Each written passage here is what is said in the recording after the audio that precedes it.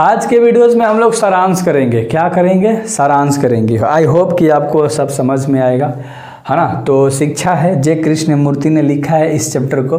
तो इतना ही है, बस इतना सारांश मैंने बहुत छाट के तैयार किया। ध्यान से देखना। प्रस्तुत पाठ, ध्यान से मेरे भाई, ठीक है।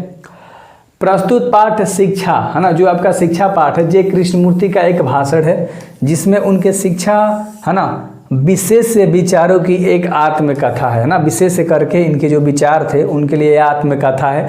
तो ये भाषण है, शिक्षा जो है, ठीक है। वे शिक्षा को कोई बोझ नहीं मानते हैं, यानी कि शिक्षा को कोई बोझ नहीं मानते हैं, अपितु अपनी इच्छा अनुसार करने वाला कार्य समझते हैं। यानी अगर तुम्हारा मन है तो पढ़ो, वरना नहीं है तो मत शिक्षा लो। ये मन के अनुसार करने वाला काम होता है। जय कृष्णमूर्ति के अनुसार शिक्षा से हमें जीवन की सच्चाई तथा जीवन को जीने की कला समझ आती है। जय कृष्णमूर्ति कहते हैं कि शिक्षा के अनुसार हमें जीवन को जीना और उसके सच्चाई के रूप का पता चलता है। हम जीवन को जीने का एक तरीका जान जाते हैं, समझ जाते हैं। शिक्षा हमारे भीतर के अहम, द्वेष, ईर्ष्या, भय आदि को दूर कर देती है। शिक्षा अगर आपके पास है ना, आपके पास एटीट्यूड, घमंड, ईर्ष्या, है ना, किसी को देखकर जलन, ये सब चीज़ें नहीं होगी।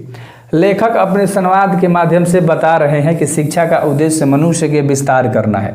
यानी लेखक संवाद के मामले में, यानी कि उसके मुताबिक बता रहे हैं, उसको लिख कर बता रहे हैं कि शिक्षा का मतलब सिर्फ नौकरी नहीं है मेरे भाई।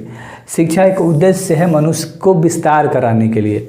शिक्षा सामंजस्य विचार बोध सिखलाती है। शिक्षा व्यवहार में सुधार लाती है।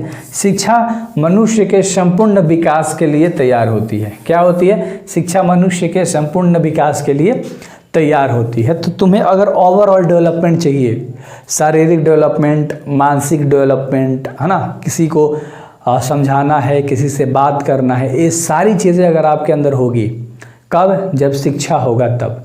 तो मेरे भाई अच्छे से आपको ये सारांश समझ में आ गया होगा। बेहतर तरीके से हम लोगों ने सारांश कर लिया। सो आई होप कि आपको समझ में आ जाएगा एंड आप बेहतर तरीके से मचा पाओगे। क्लियर है? चलो, तो ज़रूर सब्सक्राइब कर लेना, है ना।